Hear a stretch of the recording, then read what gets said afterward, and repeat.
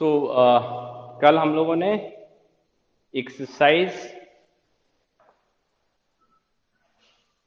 3.2 का 3 क्वेश्चन छोड़कर बाकी सारा बना लिया था। सबने होमवर्क कंप्लीट कर लिया? Yes sir. किसी को कोई डाउट, कुछ पूछना है किसी पर्टिकुलर क्वेश्चन में?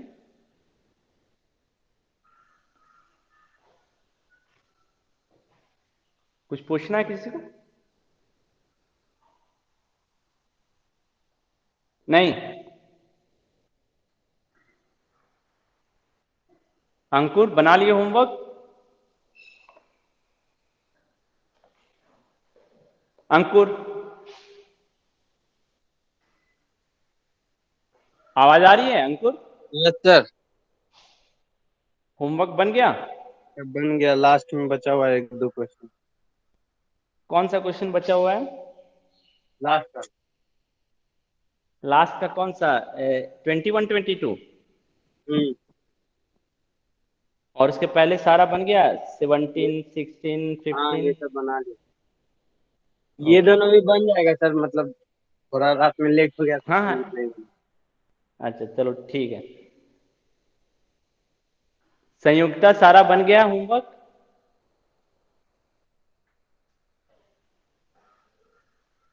Yes sir. Okay.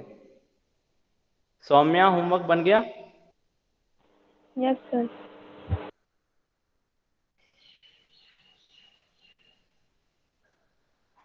Divyanshu?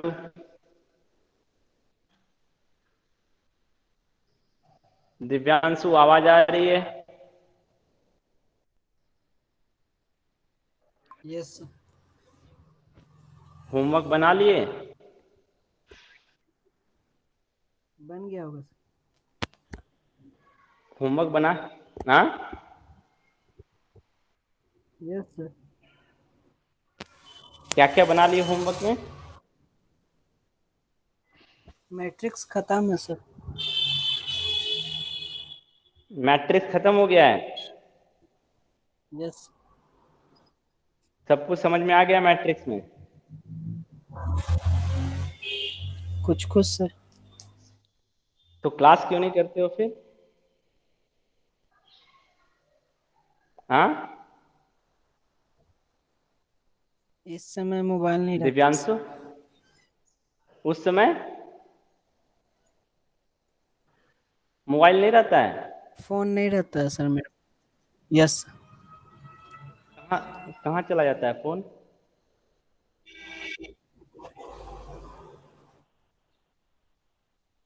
Phone कहाँ चला जाता है दिव्यांशु? मेरा फोन नहीं ना सर। किसका है, पापा का? चाचा का। अच्छा चलो ठीक है, इसके इसके बारे में हम बाद में बात करेंगे, ठीक है। लेकिन मैं तो यही एक्सपेक्ट करता हूँ कि तुम क्लास रेगुलर करो, ठीक है। प्रज्ञा होमवर्क बना ली? Yes sir. Durgesh? Yes sir. Shreya?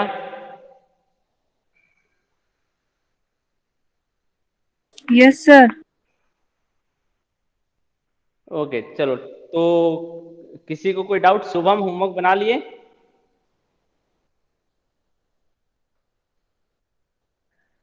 Shubham?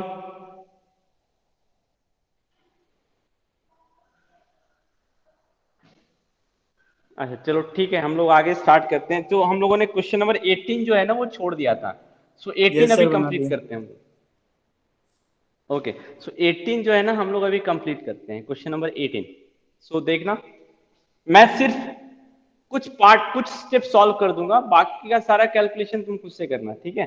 मैं सिर्फ जो कैलकुलेशन इजी करने के लिए जो हमारे पास कॉन्सेप्ट है ना वो मैं इसमें बता दूंगा, ठीक है। सो क्वेश्चन नंबर 18 में क्या बोल रहा है, एक मैट्रिक्स ए दिया हुआ है, वो है 0 tan अल्फा बाई 2 माइनस और tan अल्फा बाई 2 0, ठीक है। और तुमको बोला है कि इसका वैल्यू शो करना है, so that i plus a is equal to I minus a into cos alpha minus sine alpha cos alpha, यानी कि LHS इक्वल टू RHS दिखाना है। ठीक है, यही तुमको शो करना है, यानी कि ये जो वैल्यू है इन दोनों के प्रोडक्ट के बराबर है। तो तुम क्या करो, I प्लस ए पहले निकाल लो। ठीक है, I प्लस ए पहले निकाल लो।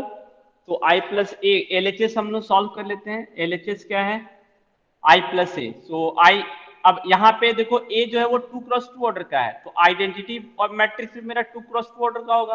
क्यों, मैट्रिक्स एडिशन को फॉलो करना है। यहाँ पे I का ऑर्डर उसने मेंशन नहीं किया, ये हमको खुद से समझना होगा। तो I हो गया 1 0 0 1 प्लस A हमारा हो गया 0 minus tan alpha, tan alpha by 2 0, इन दोनों को ऐड करो, तो ऐड करोगे तो ये हो जाएगा 1 माइनस tan अल्फा बाई 2 1। ठीक है, सो ये हमारा LHS हो गया। RHS को थोड़ा सा सिंप्लीफाई करो। RHS I माइनस ए है ना, तो यहाँ पे सिर्फ माइनस आ जाएगा, तो ये क्या हो जाएगा 1 रहेगा, ये प्लस हो जाएगा, ये माइनस आ जाएगा और ये 1 रहेगा। तो मैं ये वाला कैलकुलेशन डायरेक्ट कर दे रहा हूँ। I माइनस ए RHS, तो I माइनस ए मेरा हो जाएगा 0 tan alpha by 2 minus tan alpha by 2 0 into cos alpha minus sine alpha cos alpha. ठीक है, तो हमको ये दिखाना है कि ये वाला वैल्यू जो है इन दोनों के प्रोडक्ट के बराबर होगा। अब थोड़ा सा यहाँ पे ना तुमको ट्रिग्नोमेट्री का आइडेंटिटी यूज करना पड़ेगा। क्यों, यहाँ पे तुम देखो LHS जो है वो मेरा tan के टर्म में है, हाफ एंगल में। यहाँ पे अब अगर तुम मल्टीप्लाई करोगे तो ये वाला टर्म कभी नहीं आ पाएगा। इसके लिए क्या होना पड़ेगा, सबको एक टर्म में आना पड़ेगा। तो तुमको ये देखना है कि हम tan अल्फा बाई 2 को cos अल्फा में कन्वर्ट करना आसान है, या cos अल्फा या sin अल्फा को tan अल्फा बाई 2 में कन्वर्ट करना आसान है। कौन सा फॉर्मूला तुम्हारे पास अवेलेबल है कोई फॉर्मूला?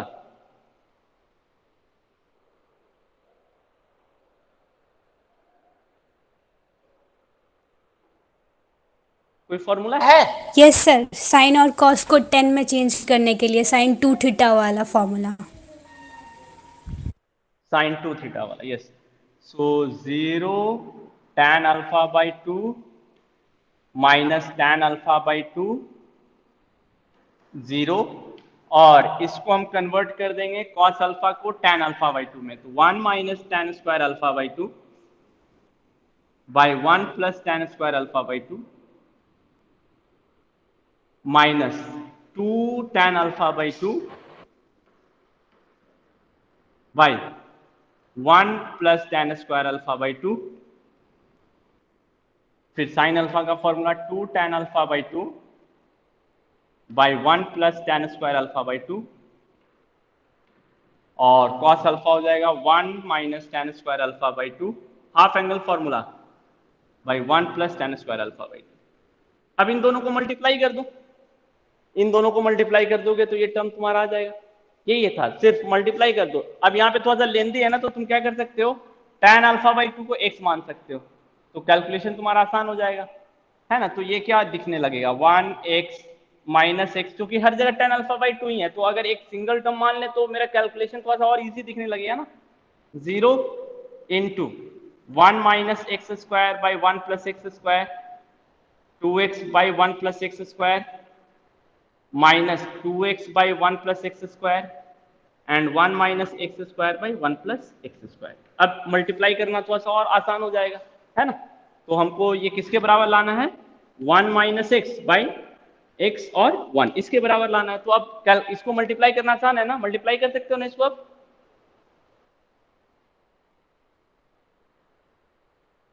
हो जाएगा सबसे।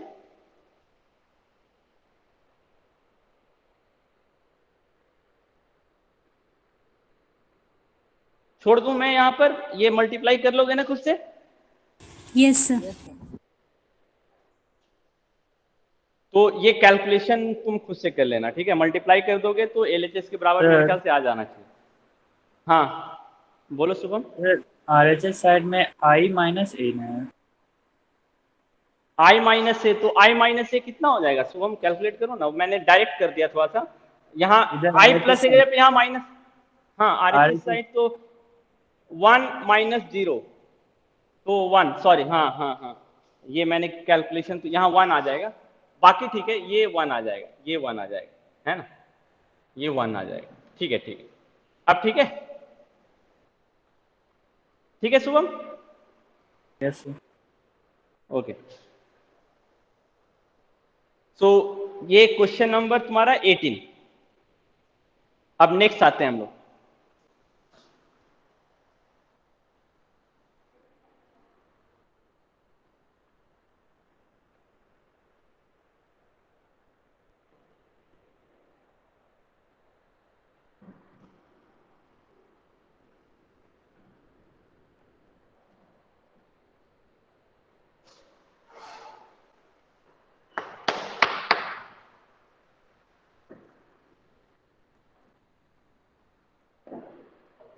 अब आते हैं वर्ड प्रॉब्लम। देखो तुम्हारे पास दो वर्ड प्रॉब्लम है, 19 और 20, ठीक है। मैं एक सॉल्व कर दे रहा हूं, दूसरा जो है वो खुद से सॉल्व करना।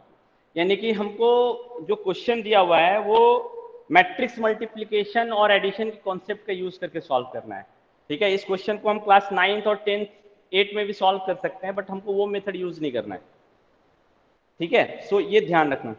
क्या बोल रहा है, a trust fund has 30,000 rupees that must be invested into 2 different type of bond. Okay, एक ट्रस्ट फंड के पास 30,000 रुपीज है, एक ट्रस्ट फंड है, उसके पास 30,000 रुपीज अवेलेबल है, ठीक है। इसको वो दो जगह इन्वेस्ट कर रहा है, दो डिफरेंट बॉन्ड में। जो पहला बॉन्ड है उसमें जो इसको इंटरेस्ट मिल रहा है वो 5% पर एनम है, ठीक है। जो पहला वाला बॉन्ड में इन्वेस्ट करेगा तो उसको जो भी पैसा इन्वेस्ट कर रहा है, पता नहीं कितना पैसा इन्वेस्ट कर रहा है, जितना भी पैसा इन्वेस्ट कर रहा है उस पर उसको इंटरेस्ट कितना मिलेगा, 5% per annum.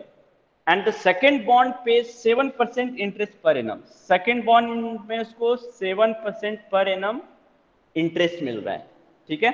Now using matrix multiplication determine how to divide this 30,000 among 2 type of bond, ठीक है। हमको ये पता करना है कि कैसे हम इस 30,000 रुपीज को दो बॉन्ड में डिवाइड करें, so that if the trust fund must obtain an annual total interest of 1800, यानी कि इन दोनों से जो इंटरेस्ट मिलेगा I1 और I2, दोनों से जो भी इंटरेस्ट मिलेगा, दोनों को जोड़ने पे इंटरेस्ट टोटल कितना आ जाना चाहिए, 1800।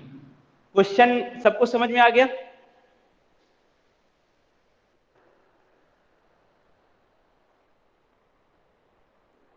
क्वेश्चन में कोई दिक्कत? No sir. ओके, सो अब चलो, हम लोग को अभी मैट्रिक्स मल्टीप्लिकेशन से कैसे सॉल्व करेंगे ये हम लोग को नहीं आता है, तो हम क्या करेंगे, ये क्वेश्चन क्लास 8-9 में है, तो 8-9 का क्वेश्चन है ना, इसको तुम 8-9 के मेथड से सॉल्व कर सकते हो। कैसे सॉल्व करोगे, क्या करोगे, let x rupees invested in bond 1, ऐसे ही सॉल्व करेंगे ना। अगर हम अपने जूनियर क्लास के कॉन्सेप्ट का यूज करें तो इन बॉन्ड 1 एंड, तो x रुपया अगर बॉन्ड 1 में इन्वेस्ट करेगा तो कितना रुपीज बॉन्ड 2 में इन्वेस्ट करेगा, 30,000 माइनस x,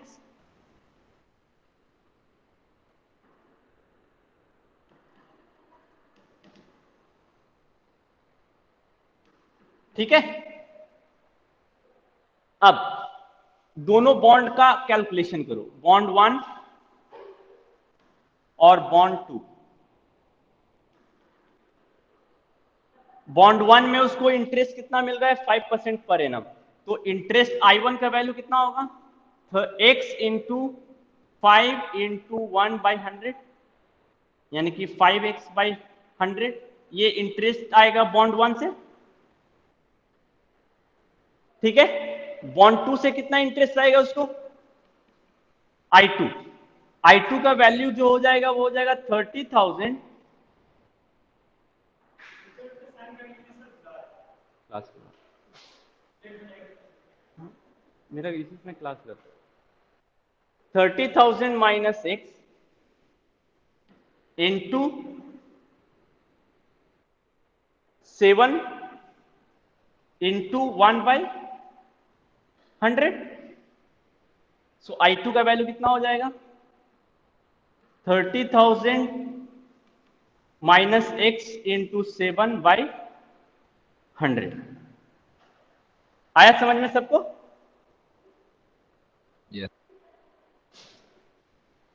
ठीक है, ये हम लोग जो जैसा बना सकते हैं जूनियर क्लास में वैसे ही बना रहे हैं। सो I1 I2 का वैल्यू कितना हो जाएगा? 5x/100 according to the question into 7/100 into 30,000 minus x and this will be equal to 1800। अब इसको सॉल्व करेंगे तो सॉल्यूशन आ जाएगा। ये जूनियर क्लास में हम लोगों ने जो पढ़ा था उसके हिसाब से बनाया, बट वो बोल रहा है कि इस क्वेश्चन को हमको मैट्रिक्स मल्टीप्लिकेशन सॉल्व करना है।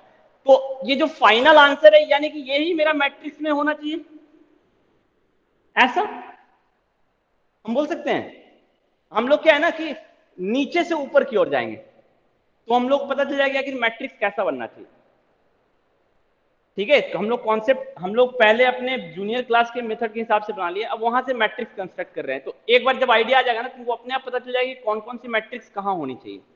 ठीक है, तो तुम देखो कि ये कितने ऑर्डर का मैट्रिक्स है? 1x1 ऑर्डर का। ये कितना मैट्रिक्स है? 1x1 ऑर्डर का। अब तुम ऑब्जर्व करो एक मैट्रिक्स में क्या होता है। एक मैट्रिक्स में जो है वो कंपोनेंट्स होते हैं, और मैट्रिक्स मल्टीप्लिकेशन का यूज करने बोला है तो दो मैट्रिक्स को मल्टीप्लाई करने पे एक तीसरा मैट्रिक्स मिलेगा, यानी कि ये जो है दो मैट्रिक्स को मल्टीप्लाई करने पे हमको मिला होगा।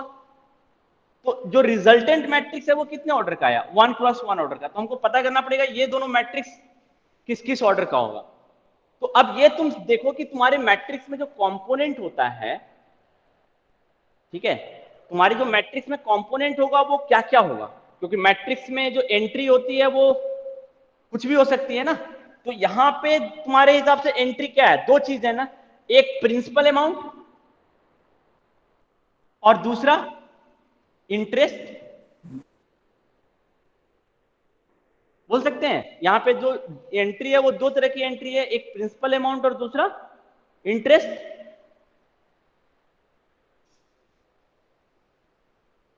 समझ में आ रहा है सबको? Yes yes sir. अब हमको ये देखना है कि हमको अब यानी कि यहां से हमको एक आइडिया मिल रहा है कि हम एक मैट्रिक्स प्रिंसिपल का बनाएंगे और एक मैट्रिक्स इंटरेस्ट का बनाएंगे, क्योंकि यहां पे जो मल्टीप्लाई हो रहा है वो प्रिंसिपल और इंटरेस्ट मल्टीप्लाई हो रहा है। यानी कि हमको मैट्रिक्स मल्टीप्लिकेशन में एक मैट्रिक्स प्रिंसिपल का और एक मैट्रिक्स इंटरेस्ट का। कोई जरूरी नहीं कि पी पहले आर बाद में हो, तुम आर को पहले और पी को बाद में भी रख सकते हो, कोई फर्क नहीं पड़ेगा उससे। ठीक है, अब यहां पे तुम यानी कि अब प्रिंसिपल कितना है तुम्हारे पास? दो प्रिंसिपल है, इंटरेस्ट भी कितना है? दो। तो एक तो आइडिया मिल रहा है ना, इस मैट्रिक्स में जो रो और कॉलम होगा उसका संख्या दो से अधिक नहीं होगा, नहीं ना होगा? होगा। इस मैट्रिक्स में रो और कॉलम का जो भी नंबर होगा वो 2 से अधिक होगा या कम होगा?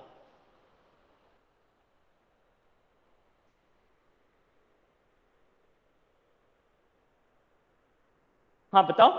कम होगा सर। अधिक से अधिक 2 हो सकता है, लेकिन है ना, 2 हो सकता है। तो अब यहां पे तुम ये देखो कि ये जो रिजल्टेंट मैट्रिक्स है ये कैसे आया होगा? इसका कॉलम, इसका रो 1 होगा, मैट्रिक्स मल्टीप्लिकेशन कॉन्सेप्ट यूज करो, और इसका जो कॉलम होगा वो 1 होगा, तभी तो जो रिजल्टेंट मैट्रिक्स है वो 1x1 ऑर्डर का आया होगा। तो तुमको क्या लगता है इसका कॉलम कितना होना चाहिए? इसका कॉलम और इसका रो कितना होना चाहिए? 2 बराबर होना चाहिए। तो हमको पता चल गया ना कि जो मेरा मैट्रिक्स होना चाहिए वो 1x2 और 2x1 ऑर्डर का होना चाहिए। तो अब 1x2 यानी कि ये मेरा कौन सा मैट्रिक्स हो गया? Row matrix. 2x1 यानी कि ये मेरा कॉलम मैट्रिक्स, यानी एक प्रिंसिपल अगर रो मैट्रिक्स है तो हमको रेट को किस में कन्वर्ट करके रखना पड़ेगा? कॉलम मैट्रिक्स में। तो प्रिंसिपल को रो मैट्रिक्स में कन्वर्ट करो तो एक x और दूसरा 30,000 माइनस x, ऐसे लिख सकते हैं प्रिंसिपल को। यस और रो मेरा कॉलम मैट्रिक्स होगा तो 5% एंड 7%, और ये किसके बराबर है? 1+1 ऑर्डर के मैट्रिक्स के बराबर है। 1800 को हम एक मैट्रिक्स में कन्वर्ट कर सकते हैं। अब देखो ये इन दोनों को जब मल्टीप्लाई करोगे तो ये ऐसा ही आएगा। Yes sir. मल्टीप्लाई करो, देखो यही आ रहा है। तो सॉल्यूशन मेरा कैसे स्टार्ट होगा? ये वाला पार्ट हमको हटाना पड़ेगा, ये वाला पार्ट हमको हटाना पड़ेगा। यहां तक तो ठीक है। यहां वाले पार्ट में बाय मैट्रिक्स मल्टीप्लिकेशन, ठीक है, बाय मैट्रिक्स मल्टीप्लिकेशन यहां पे भी थोड़ा सा चेंज कर सकते हो। ये जो हमने माना है ना, तो यहां पे क्या मान सकते हो? Let principal matrix P, let P be P is equal to X 30,000 minus X। इसको हम ऐसे बना सकते हैं क्योंकि हर जगह हम मैट्रिक्स यूज करते हैं।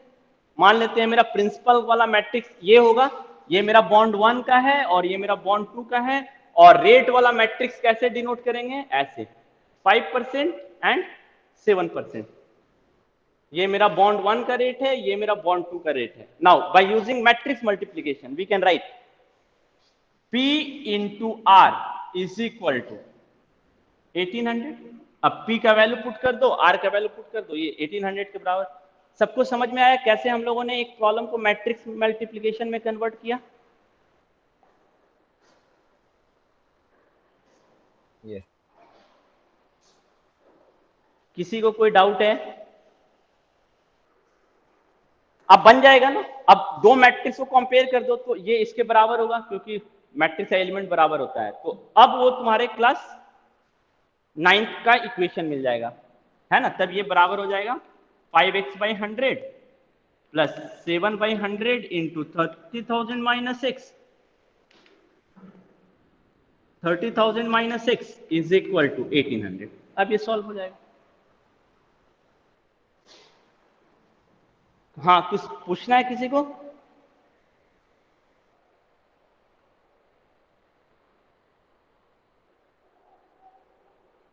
पूछो, कुछ पूछना है तो।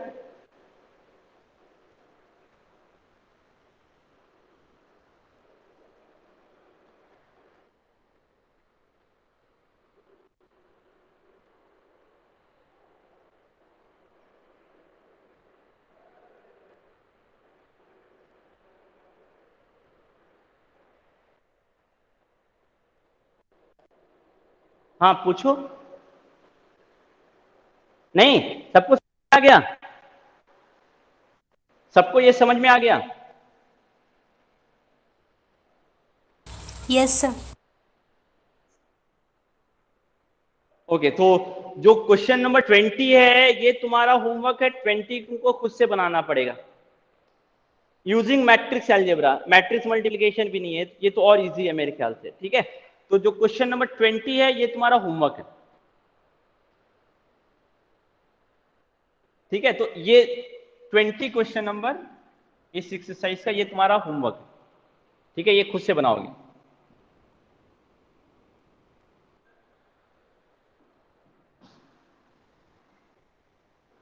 ऐसा एक दो क्वेश्चन तुम्हारे एग्जाम्पलर में भी है। ठीक है, एग्जाम्पलर भी थोड़ा सा बना सकते हो, तुम्हारे एग्जाम्पल में भी है। एग्जाम्पल वाला भी क्वेश्चन बनाओ तो थोड़ा सा प्रैक्टिस हो जाएगा। ये इंपॉर्टेंट है वर्ड कॉलम। वर्ड कॉलम से तुमको इसका एप्लीकेशन पता चल रहा है मैट्रिक्स मल्टीप्लिकेशन का।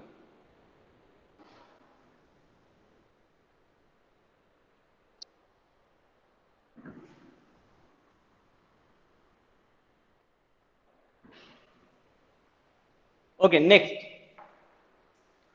चलो नेक्स्ट एक्सरसाइज में जाने से पहले ना कुछ मैट्रिक्स मल्टीप्लिकेशन पे बेस्ड कुछ और भी क्वेश्चन हम लोग देखते हैं। इंटरेस्टिंग टॉपिक है इसमें। अब जैसे नंबर में, रियल नंबर में आओ पहले। रियल नंबर में क्या होता है? a into B equal to 0। तो क्या कंक्लूजन निकालते हो? Either a is equal to 0 और either b is equal to 0। हाँ, a इज इक्वल टू 0 और b इज इक्वल टू 0। दूसरा, a b equal to a c होता है तो तुम क्या a को कैंसिल करते हो? यस सर, बस एक केस में। किस केस में When- कैंसिल करते हैं? when b is when a is equal to 0, when b is equal to A 0। Equal हाँ, सर जब दोनों में से कोई एक जीरो होता है तो उस केस में नहीं करते हैं। नहीं, ए सर इज जब ए अनइक्वल एक to zero. Non zero number है। हाँ, जब ए मेरा नॉन जीरो नंबर है, b equal to c when with condition a is not equal to zero. ठीक है, जो मेरा कैंसिलेशन होता है, इसका मतलब जो डिवीजन होता है वो हमेशा नॉन जीरो नंबर से डिवाइड करते हैं, एक जीरो नंबर से डिवाइड नहीं करते हैं। इक्वली डिवीजन लेमा यही बोलता है ना।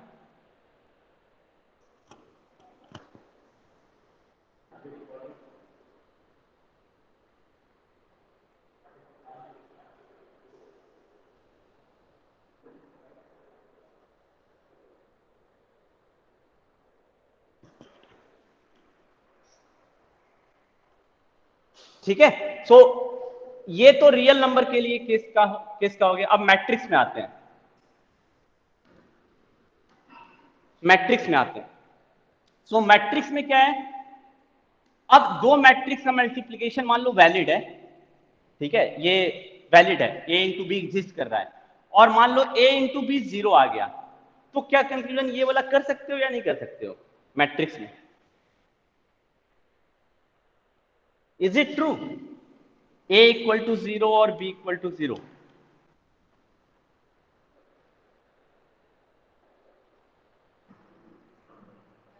Yes sir. हमेशा ट्रू है? No sir. नहीं, एक एग्जांपल कोई कंस्ट्रक्ट कर सकते हो तो? यस सर, आई और माइनस आई करके, जैसे कि 1 1 1 0 0 1, और 1 0 0 1। हाँ, और इसमें मल्टीप्लाई कर देते हैं ज़ीरो। हाँ सर, एक सेकेंड।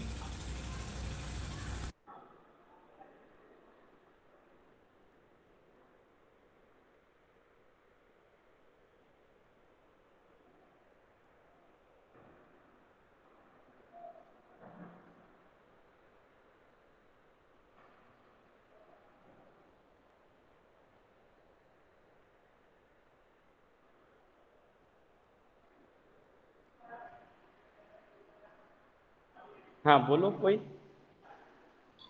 ये ट्रू हमेशा नहीं है। माइनस हाँ? वन और नीचे में वन। -1 और यहाँ 1, यस सर। और इधर इधर इधर ऐसे ना, ऐसे, ये ठीक है? No sir. तो सर वहाँ लिखिए ना सर, 0 1 और 1 0। मैट्रिक्स है 0 1 और 1 0 ऐसे। हाँ सर, और इंटू में कर दिए सर आई। 1 0 0 1, तो मल्टीप्लाई करो, ये इससे मल्टीप्लाई होगा तो 0, ये इससे मल्टीप्लाई होगा तो 1 आ जाएगा। तो ये तो नॉन जीरो मैट्रिक्स नहीं है। जबकि मैं बोल रहा हूँ कि अगर दो मैट्रिक्स का प्रोडक्ट है जीरो मैट्रिक्स, तो क्या ये दोनों को जीरो होना पड़ेगा, या एक नॉन जीरो होगा तब भी काम चलेगा, या दोनों नॉन जीरो होगा तब भी काम चलेगा? मतलब ये केस हम निकाल सकते हैं क्या मैट्रिक्स में? अगर दो मैट्रिक्स का प्रोडक्ट जीरो है तो किसी एक को जीरो होना ही पड़ेगा, ऐसा हमको बोलना पड़ेगा क्या? नो। जरूरी नहीं है। नहीं, जरूरी नहीं है। तो ऐसा कोई एग्जाम्पल? सोचते हैं। अच्छा ठीक है, चलो तुम लोग 4-5 एग्जाम्पल सॉल्व ऐसा करने के बाद जीरो आ जाएगा। Zero matrix equal to zero. क्या? जब बोलो। ए और हाँ, बोलो। बी जीरो की इक्वल नहीं होगा तो हाँ, तो ऐसा मैं एक मैट्रिक्स बना के मुझे बताओ ना। 0 0 1 2। 0 0 1 2। रो कॉलम में 0 0। तो मैंने क्या बोला, तो ये तो फिर जीरो मैट्रिक्स हो गया ना। तो जीरो मैट्रिक्स को किसी भी मैट्रिक्स में प्लॉट करोगे तो जीरो। कॉलम में 0 0, फिर सेकंड कॉलम में 1 2, ऐसे बोला। 0 0 और 1 2 ऐसे। 1 2 यस सर। हाँ, और दूसरा मैट्रिक्स 1 1 0 हाँ, 2 0 सब जगह 0 बैठा दो तो ये काम नहीं करेगा, यस ये भी काम कर जाएगा, है ना। Yes sir. तुम देखो, इसको मल्टीप्लाई करो इससे तो 0 आ जाएगा, इसको इससे मल्टीप्लाई करोगे तो 0 आ जाएगा, इसको इससे मल्टीप्लाई करोगे तो 0 आ जाएगा, इसको इससे मल्टीप्लाई करोगे तो 0 आ जाएगा। Both are non zero matrix but their product is 0। इसका मतलब ये है कि मैट्रिक्स वाला जो केस है उसमें रियल नंबर वाला केस अप्लाई नहीं कर सकते हो। दोनों में अंतर पता चल रहा है ना, देख रहे हो, रियल नंबर में दो रियल नंबर का प्रोडक्ट 0 है तो कोई एक रियल नंबर को 0 होना पड़ेगा, मैंडेटरी है। मैट्रिक्स में दो रियल नंबर, दो मैट्रिक्स का प्रोडक्ट अगर 0 मैट्रिक्स है तो हम ये नहीं बोल सकते कि दोनों में से किसी एक को 0 मैट्रिक्स होना पड़ेगा। दोनों नॉन 0 है, उस केस में भी जो मैट्रिक्स होगा वो मेरा 0 मैट्रिक्स आ सकता है।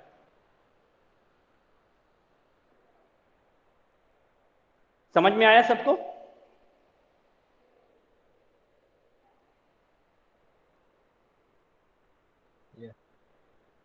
ठीक है, तो ये चीज ध्यान रखना। इसी तरह ये वाला भी है, a into B equal to A into C. अगर ऐसा है तो ये नंबर नहीं है तो हम नहीं कैंसिल कर सकते हैं ये बोल के कि a जो है मेरा नॉन जीरो मैट्रिक्स है। इसको कैसे इसमें भी वैसे ही सॉल्व करते हैं, a कॉमन ले लो, b minus c equal to 0। तो तुम अब देखो ये बिल्कुल इस केस में चला गया। दो मैट्रिक्स है, एक मैट्रिक्स A है और एक मैट्रिक्स B है, दो मैट्रिक्स का प्रोडक्ट 0 है तो हो सकता है दोनों मेरा नॉन जीरो मैट्रिक्स हो, ऐसा हो सकता है ना? Yes sir. ठीक है, तो ये जो भी हम प्रॉपर्टी रियल नंबर में अप्लाई करते हैं वो जरूरी नहीं कि यहाँ पे अप्लाई हो। एक और, तो ये सारा देख रहे हो ना, ये तुमको डिफरेंस बता रहा है कि तुम डायरेक्टली जो चीज रियल नंबर में जानते हो वो मैट्रिक्स में अप्लाई नहीं कर सकते हो। अगर तुमको अप्लाई करना है तो पहले वेरीफाई कर लो कि ये सही होगा या नहीं होगा। इसी तरह नेक्स्ट देखो, a plus B whole square है, रियल नंबर में पहले आओ, a plus B whole square real number में है हमारा एक आइडेंटिटी, क्या है? A square plus 2ab plus B square. क्या ये फॉर्मूला यहां पे वैलिड है? No sir. नहीं, तो क्या होगा इसका फॉर्मूला? इसका sir A square plus A B plus B A plus B square. A square plus A B plus B A plus B square. So ऐसा क्यों हुआ? Because AB is not equal to BA always. हाँ, ये हमारा इस कारण से हुआ। अगर यहाँ पे हमको पता होता है कि मैट्रिक्स मल्टीप्लिकेशन कॉम्यूटेटिव होता है, हम लोग को पता है मैट्रिक्स मल्टीप्लिकेशन कॉम्यूटेटिव नहीं होता है, अगर होता तो यहाँ पे ए बी और बी ए बराबर था तो A square plus 2ab plus B square लिख देते, बट ऐसा मैट्रिक्स में नहीं होता है। तो ध्यान रखना, जितनी भी आइडेंटिटी हम रियल नंबर में जानते हैं वो आइडेंटिटी कभी भी मैट्रिक्स में अप्लाई नहीं करोगे। ठीक है, जनरली लोग जल्दीबाजी में कर देते हैं, फिर गलत हो जाएगा, क्योंकि मैट्रिक्स में बहुत सारी ऐसी चीजें हैं जो रियल नंबर में नहीं होती हैं, और रियल नंबर में जो होती है जरूरी नहीं कि मैट्रिक्स में हो। सबको समझ में आ रहा है ना मैं क्या बता रहा हूं?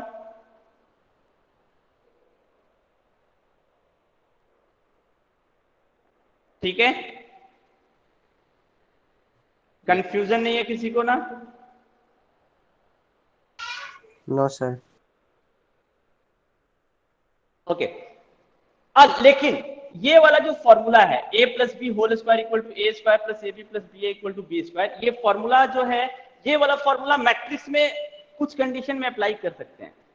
क्या कंडीशन होगा वो हम लोग देखते हैं। अगर इन दोनों में से एक मैट्रिक्स जो है, पहली बात ये फॉर्मूला अगर हमको अप्लाई करना होगा तो ए और बी दोनों मेरा स्क्वायर मैट्रिक्स होना चाहिए, क्योंकि अगर दोनों की आइडेंटिटी अगर गड़बड़ हो गई ना तो ये भी गड़बड़ हो जाएगा, ये भी गड़बड़ हो जाएगा। तो दोनों को वैलिड होने के लिए सबसे सिंपल कॉन्सेप्ट ये है कि ए और बी दोनों का दोनों मेरा स्क्वायर मैट्रिक्स होना चाहिए।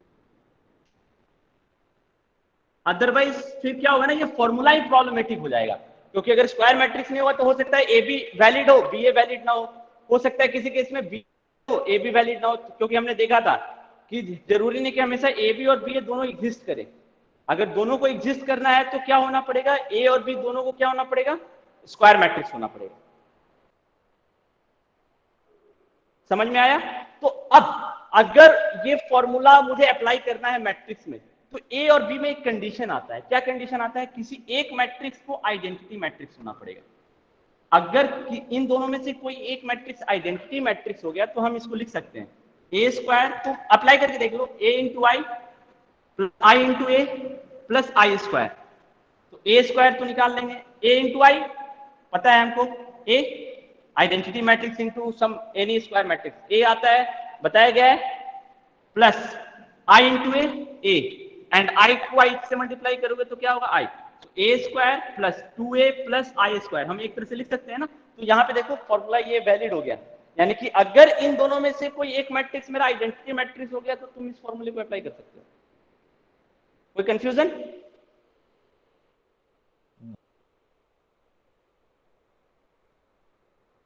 समझ में आया सबको? Yes sir. ठीक है, सो ये चीज मैट्रिक्स मल्टीप्लिकेशन से रिलेटेड था, इसको थोड़ा सा ध्यान देना। ठीक है, ऐसा बहुत सारा कॉन्सेप्ट है, पढ़ते रहोगे तो बीच बीच में मिलता रहेगा, तो हम लोग डिस्कस करते रहेंगे। मैंने जो थोड़ा सा तुम्हारे बुक में भी है, एग्जाम्पलर में भी है, उससे रिलेटेड मैंने कॉन्सेप्ट तुमको बताया। ठीक है,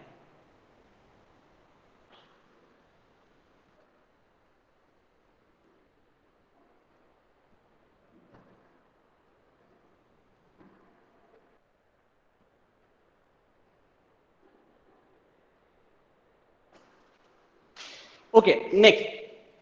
अब तुम इस चीज को देखो, मान लो कि कुछ ऐसे भी मैट्रिक्स हैं जिसमें क्या है ना, एक स्क्वायर मैट्रिक्स ए है जिसको तुम 8 को ए से मल्टीप्लाई करोगे तो ए आ जाएगा। ऐसे भी कुछ मैट्रिक्सेज हैं। तो मैं तुमको कुछ क्वेश्चंस दे रहा हूं, ये तुम मुझे सॉल्व करके दिखाओगे। ठीक है, find out one matrix A such that A square equal to A. एक ऐसा मैट्रिक्स पता करो, जरूरी नहीं कि बहुत बड़े ऑर्डर का पता करो, 2x2 ऑर्डर से ही लो, 1+1 ऑर्डर नहीं, 1+1 ऑर्डर लोगे तो 1 ही सबसे इजी मिलेगा। ठीक है, तो ए स्क्वायर इक्वल टू ए, तो तुमको फाइंड ए पता करना है, एक एग्जांपल तुमको पता करना है ऐसा मैट्रिक्स का। ठीक है, दूसरा एक स्क्वायर मैट्रिक्स पता करो जिसको तुम उसी से मल्टीप्लाई कर दो तो तुमको क्या मिल जाए, आई। तो ऐसा भी एक ए पता करना, ये जस्ट तुम, ताकि तुम मैट्रिक्स में मल्टीप्लाई कैसे हो रहा है इसका एक आइडिया लगा सको, इसलिए मैं ऐसा क्वेश्चन दे रहा हूं।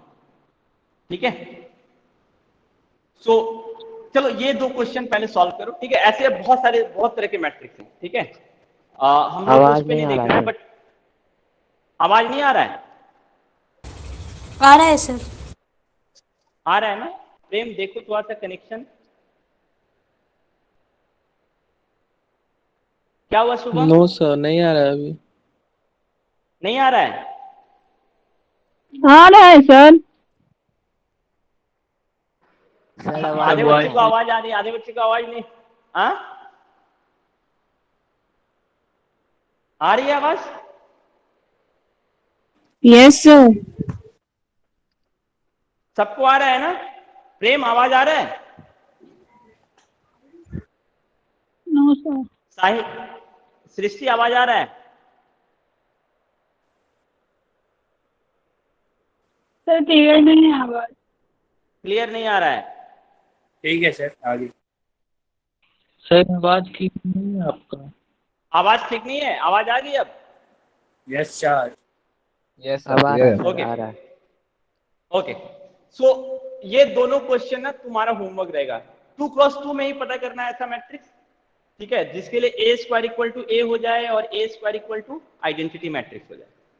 ठीक है, इसी तरह एक और मैं दे रहा हूं, ए स्क्वायर 0 हो जाए तो ऐसा एक क्या होगा, मतलब एक ऐसा मैट्रिक्स है जिसको खुद से मल्टीप्लाई करो तो वो जीरो मैट्रिक्स बन जाएगा, बट नॉन जीरो मैट्रिक्स होना चाहिए। इस केस में एग्जांपल देना है, जीरो मैट्रिक्स का नहीं, जीरो मैट्रिक्स तो सबसे सिंपल है। एक नॉन जीरो मैट्रिक्स जिसको तुम खुद से मल्टीप्लाई करो तो एक जीरो मैट्रिक्स मिल जाए, ऐसा तुमको एग्जांपल देना है। ठीक है, हाँ, आइडेंटिटी मैट्रिक्स, आइडेंटिटी मैट्रिक्स खुद से मल्टीप्लाई करो तो आइडेंटिटी मैट्रिक्स आएगा सत्यम। सर अभी तो ठीक है, मैंने बोला ये मैट्रिक्स सेम होना चाहिए दोनों। सेम होना।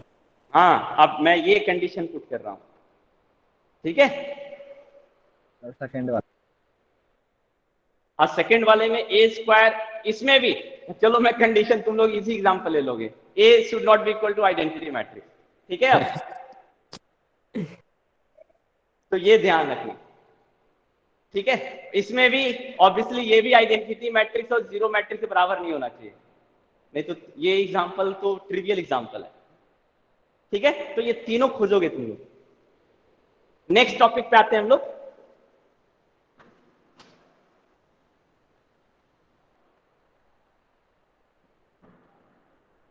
नेक्स्ट टॉपिक पे ट्रांसपोज ऑफ अ मैट्रिक्स। मैं सिर्फ डेफिनेशन बता दूंगा आज, ठीक है, ताकि एक आइडिया रहे। ट्रांसपोज ऑफ अ मैट्रिक्स, एक मैट्रिक्स का ट्रांसपोज। सो ए एक मेरा मैट्रिक्स है, नोटेशन वाइज मैं बता रहा हूं, ए आई जे एम क्रॉस एन ऑर्डर का, ठीक है। सो ट्रांसपोज ऑफ ए क्या होता है? Transpose of A, so transpose of A denote होता है आइदर इससे, या ए सुपरस्क्रिप्ट स्मॉल टी और ए डैश। ये सारे जो नोटेशन है एक मैट्रिक्स के ट्रांसपोज का नोटेशन है। तो ए ट्रांसपोज का वैल्यू क्या होगा? सो इसका हम ट्रांसपोज निकाल रहे हैं, तो इसका जो वैल्यू होगा वो हो जाएगा ए जे आई।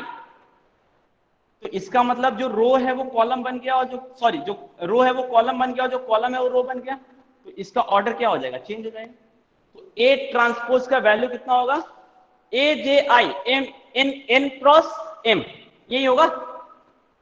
ये ट्रांसपोज का डेफिनेशन है। तो अब जस्ट चेक करो, अगर ए मान लो है A11, A12, A21, A22, A23, A31, A32, तो डेफिनेशन क्या बोलता है? ए आई जे किस में कन्वर्ट हो जाएगा? ए जे आई में, यानी कि A11 का कन्वर्जन A11 ही रहेगा। तो अगर ए ट्रांसपोज निकालोगे तो A11 A11 में ही रहेगा, A12 कहां चला जाएगा? A21। A21 में, यानी कि इसका वैल्यू यहां पर आ जाएगा। आ रहा है समझ में? तुम ये देखो, जो रो है वो कॉलम बन जाएगा, और जो कॉलम है वो तुम्हारा रो बन जाएगा। तो A21 यानी कि A12, सॉरी यहां A12 हम लिख देते हैं, A12 यहां पर चला आएगा, है ना? समझ में आया मैंने क्या बोला? देखो डेफिनेशन से, ए आई जे कहां चला जाएगा? ए जे आई पर। तो A21 कहां चला जाएगा? A21 यहां चला जाएगा। A31 कहां चला जाएगा? A13 पे। तो A31 यहां आ जाएगा।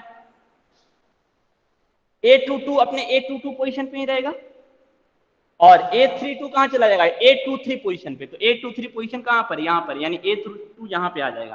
तो ये इसका A ट्रांसपोज है। तो तुम ऑब्जर्व करो, जो रो है, जो कॉलम है वो रो बन गया, जो कॉलम है वो रो बन गया। उल्टा भी देखो, जो रो है वो कॉलम बन गया, बन गया। समझ में आया ट्रांसपोज? और ऑर्डर भी चेक करो, m क्रॉस n था तो ऑर्डर क्या हो गया? m cross n। इसका ऑर्डर कितना था? 3 क्रॉस 2, तो इसका ऑर्डर कितना हो गया? 2 क्रॉस 3। तो डेफिनेशन फुल्ली फॉलो हो गया यहां पे। समझ में आया सबको ट्रांसपोज?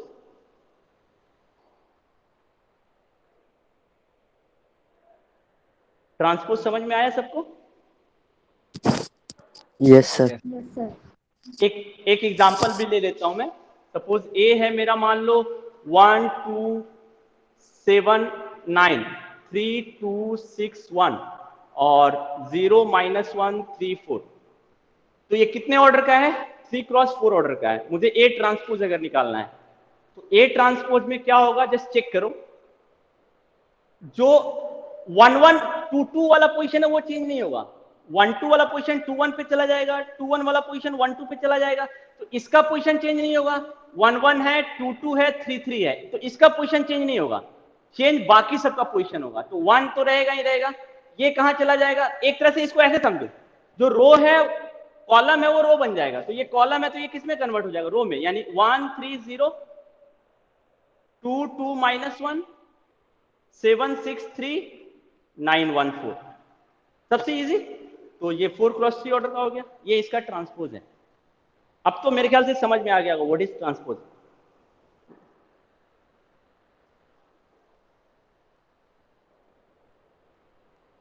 समझ में आया सबको? हाँ बोलो शुभम, यस सर। बोलो शुभम। Reality sir. ठीक है, सो ट्रांसपोज सबको समझ में आ गया? Yes sir. तो ठीक है, मैं थोड़ा सा किसी काम से चाह रहा हूं, ठीक है अभी तो ट्रांसपोज तक मैं अभी इसका और प्रॉपर्टी मैं नहीं बताया हूं, ठीक है। ट्रांसपोज तक आज सिर्फ डेफिनेशन तक रखते हैं, ठीक है। नेक्स्ट क्लास में इसके आगे कंटिन्यू करेंगे, ठीक है।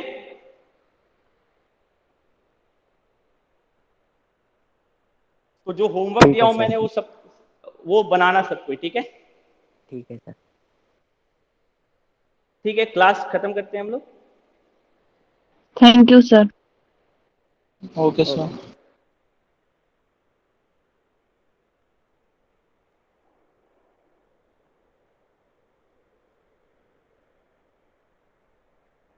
आ रहा हूँ, खत्म कर दो। उनको बोले नहीं कि अरे रिकॉर्ड कर बन रहे हैं, गया। शॉर्ट क्वेश्चन से काम नहीं चलेगा ना।